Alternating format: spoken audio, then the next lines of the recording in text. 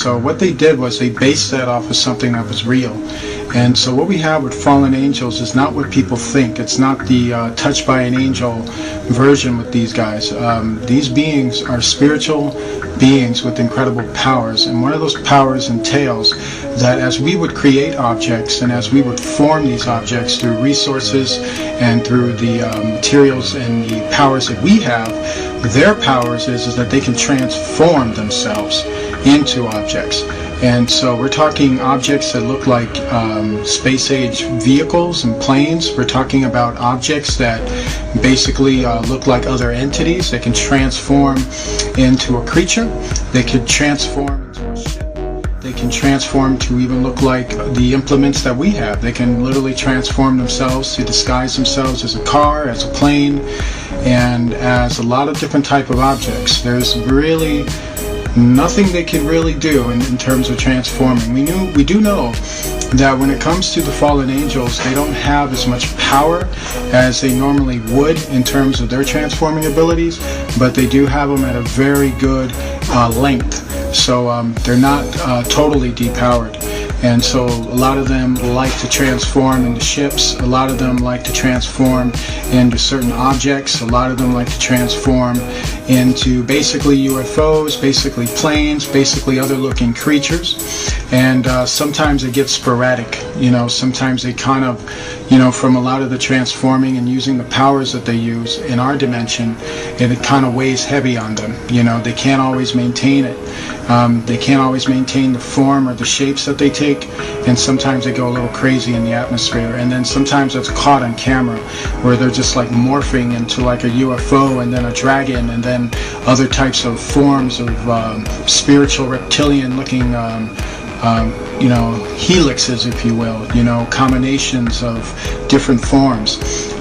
For instance, you'll see some transforming from a UFO into a dragon-looking creature and then back again, and then it disappears and then comes back again. And when it's doing that, what's happening at that moment is that it's freaking out because it can't maintain its form in our dimension, and they don't want to go back to the other dimension they just came from. So they try to struggle with it. And sometimes when they come into our dimension, they're pretty set in their form or their shape, and they're able to maintain it for probably long periods of time before they end up dissipating, and then another group comes in. And so there is a weakness to them, but we don't have the weapons to really combat them, to tell you the truth. I mean, fighting them is like throwing sticks at them. It's not going to work. You know, you can throw a nuclear warhead at them and that's not going to work. You can shoot bullets at them and that's not going to work. When it comes to the full spiritual beings, the full fallen spiritual beings, I'm not talking about their Nephilim children, who are another story, because they can morph too, but not as well as the fallen angels. The fallen angels, to understand them, they're usually balls of light, and then they have demons that can also appear that way.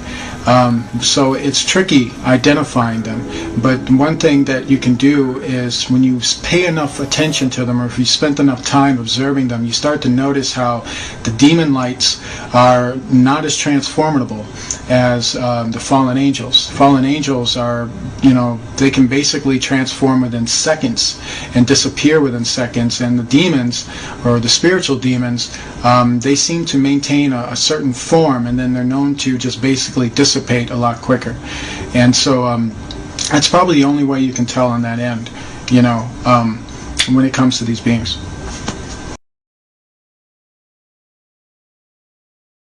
Aliens, is what people will know them, are actually fallen angels, and fallen angels have more power than people think. They're more creative in their deception than people think.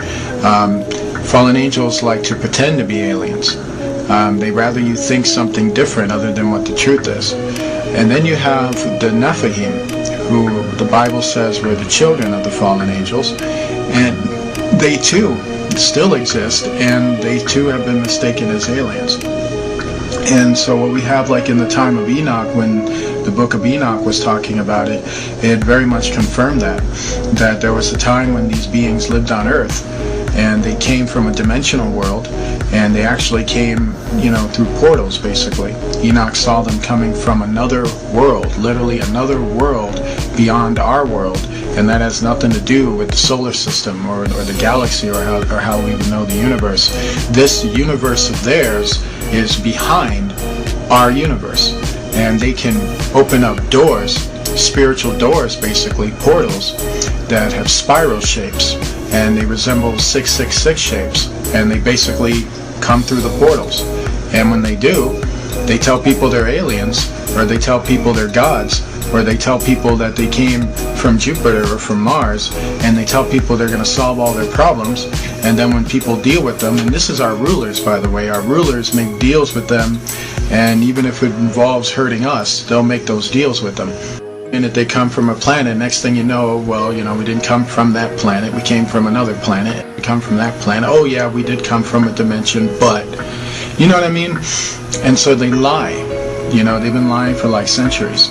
So the thing is, when you look into them, when you really, you know, get some guts and decide to, you know, investigate them, and you find out where do they come from by simply, you know, doing the things that investigative science taught us, which is to investigate, you know, origin, investigate matter, investigate movement, investigate all these things that would make a person or defy what a person is. You know, how you can tell something is a dog and what a dog does and where a dog goes and what a dog eats and what a dog does in terms of, you know, its lifestyle.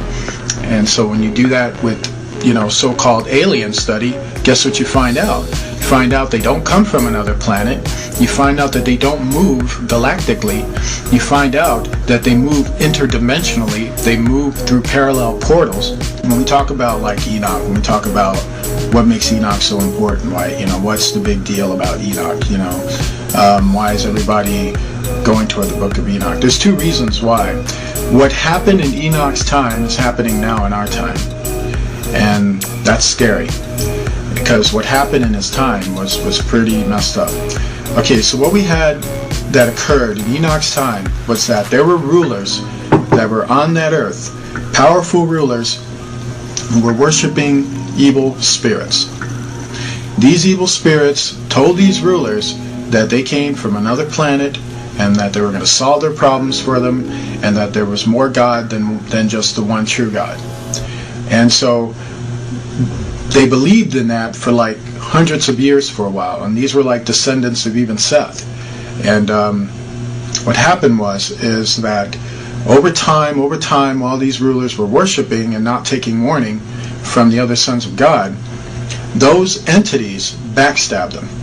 And what happened is that the more and more the rulers worshipped them, and the more they got control over what they did, it allowed those entities to enter further and further into our world, to the point where they received enough energy and enough permission from these rulers to literally enter our stratosphere. And when they entered our stratosphere, they came in full invasion force. The book of Revelation tells us that's going to happen again. We are living in the stage where the beginning of that is already happening.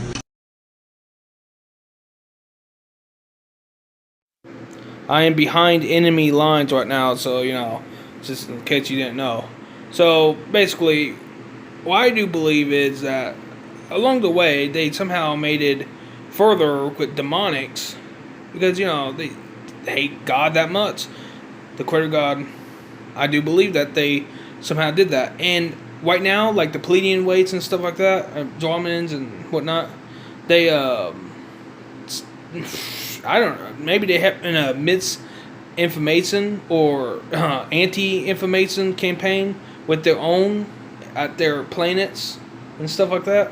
Like, what the hell going on? I swear, like, you telling me though that the whole race, the planets that they inhabit, agreed to try to enslave humanity? What? To corporatize over humanity? That's not going to work out. When you try to enslave the universe because they don't fit in your little corporation or whatever, compared to the, you know, universe, that's going to be bad for them all too. Like, I already talked about this enough, and I am at that point where, like, if I'm being ignored to a high degree, I won't be shocked, but I'll also be shocked. I'll be shocked in a certain way, and not shocked in another way. I will be shocked that they are that controlled that they don't even care to listen to me or understand what I know to be fact. Oh yeah. Critter God ain't going to leave us humans to die off, is he? Or be used as slaves, cattle? I don't think so. Not yet. I don't think so. Oh, so towards that day when it comes, and I wouldn't mind participating if I can against evil. But it seems like I'm the only human at this level. Oh, damn, I might have to play Perseverance. Anyways, so, and I am not shocked by how much they control each other, especially the higher ups, like King Cha-Cha, King Poop, the Pleiadians. He's a puppet. I do believe that. Think about it. Think about it. Yeah, so basically the fallen angels, the ancestors of these offspring descendants, are still heavily involved, creating armies against the Creator God and his forces, while Lucy Goat Dick uses the dark, evil armies against humanity too. Or, it seems like it's not the same, but it is literally playing off the same script. It's either destroying humanity or trying to make them cattle. Think about it. Try to make them like a product or a cattle. Which, to be able to try to control us to that degree, it's going to be very iffy on keeping us safe. Because I'm not healing keeping us safe. I'm healing violating our free rights. Our rights that were given by the Creator God himself. The generator of dimensions, apparently. So I've heard.